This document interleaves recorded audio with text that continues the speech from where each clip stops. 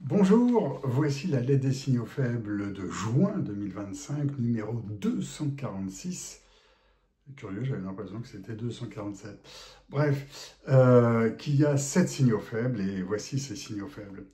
Le premier, c'est qui est Nicolas? On entend beaucoup parler de Nicolas, c'est une expression, c'est un personnage fictif qui représente quelqu'un de 30, 50 ans, mâle, blanc, de classe moyenne, urbain, qui travaille, paye les cotisations sociales, les impôts de répartition. Je vous recommande de voir ce que c'est que l'indice de Gini, comme la boisson.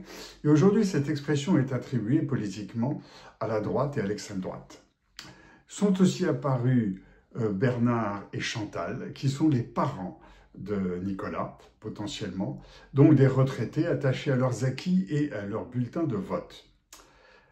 Voilà, là-dessus, je vous souhaite un bon barbecue, parce que toutes les questions que je vais vous poser dans ces signaux faibles, c'est plutôt des questions de vacances à se poser entre copains, quand ils sont encore copains, ou de la famille.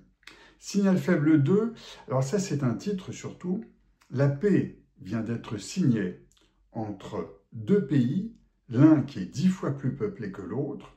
C'est le conflit le plus meurtrier depuis 1945, avec entre 3 et 6 millions de morts. Ça a été signé le 27 juin de ce mois-ci, sous l'égide de Washington, entre la République démocratique du Congo et le Rwanda. Et cela doit mettre fin à ce qu'on appelait la guerre des Grands Lacs, qui a eu entre 3 et 6 millions de morts.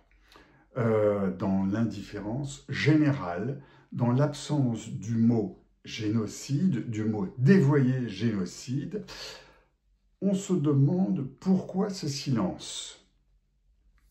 Signal faible 3, l'automobile est une industrie du passé, en particulier parce que Luca de Meo vient de quitter Renault, qui a été le numéro 1 mondial entre 2017 et 2018 avec Nissan et Mitsubishi, et qui est aujourd'hui le numéro 15 mondial, dans un marché notamment européen pour Renault, qui ne sait plus, ce marché européen, où il va entre Trump, avec ses taxes, la Commission européenne, avec ses normes qui sont variables, on les met pas, avec la Chine, sans complexe ni de prix, ni de technique, qui est en train de nous dépasser. Et Lucas de Meo va dans le luxe, où aujourd'hui tout semble possible. C'est intéressant à en discuter. Signal faible 4. C'est un sujet interdit en France, les périodes de non-travail, les périodes de vacances. La Convention citoyenne pour le climat, qui a été rendue en juin 2020, c'est-à-dire qu'elle devait réduire, l'objet c'était de réduire les émissions de gaz à effet de serre d'au moins 40% d'ici 2030. Elle ne traite pas des vacances. On ne traite pas. Ça ne fait pas partie de la pollution. Ça ne fait pas partie du carbone. Elle ne traite pas des congés. Ça ne fait pas partie du carbone. Elle ne traite pas des ponts. Ça ne fait pas partie du carbone. Et pourtant, il y a des bouchons monstrueux qui devraient les alerter, sans parler des trains et des avions qui sont pleins. La dernière convention citoyenne débute ce mois-ci, au mois de juin, et porte sur les temps de l'enfant. Donc chacun note le faible niveau scolaire avec des comparatifs de l'Union européenne et de l'OCDE.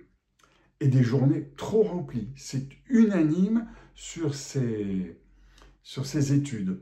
Je parie qu'on ne mettra pas en cause les 2 semaines de vacances chaque 6 semaines, qui ont été jugées indispensables par des experts avant leur instauration et qui n'ont jamais été évaluées. Mais le constat, il est dans les notes.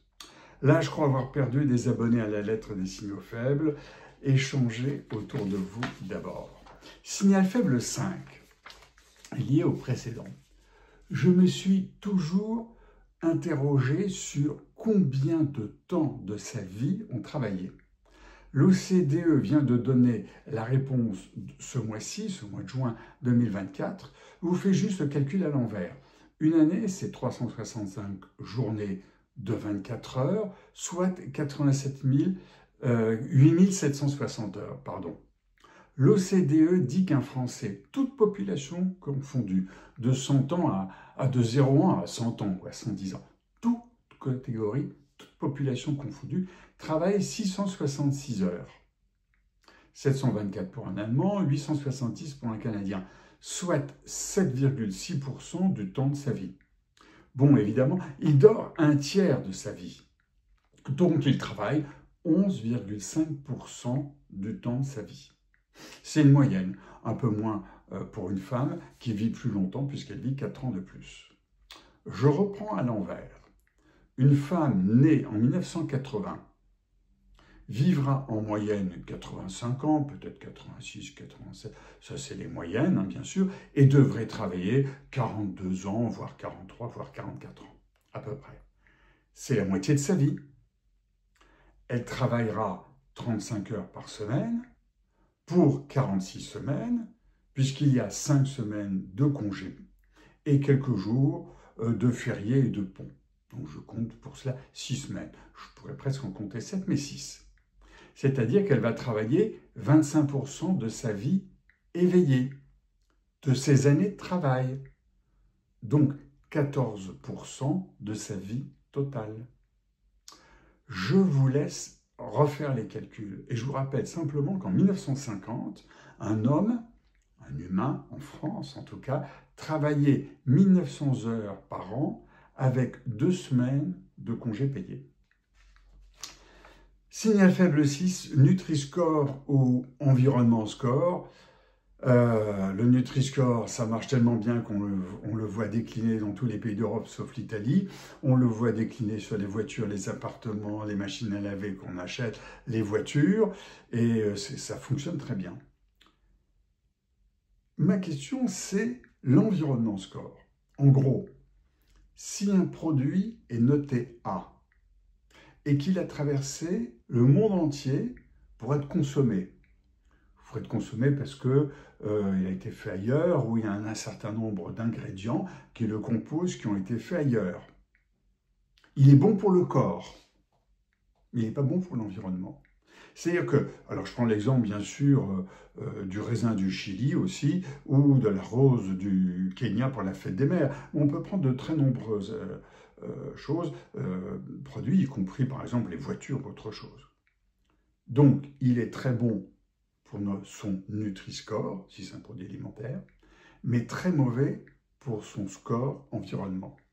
Que vaut alors le Nutri-Score si le carbone qui l'accompagne est massif et finalement négatif pour l'homme?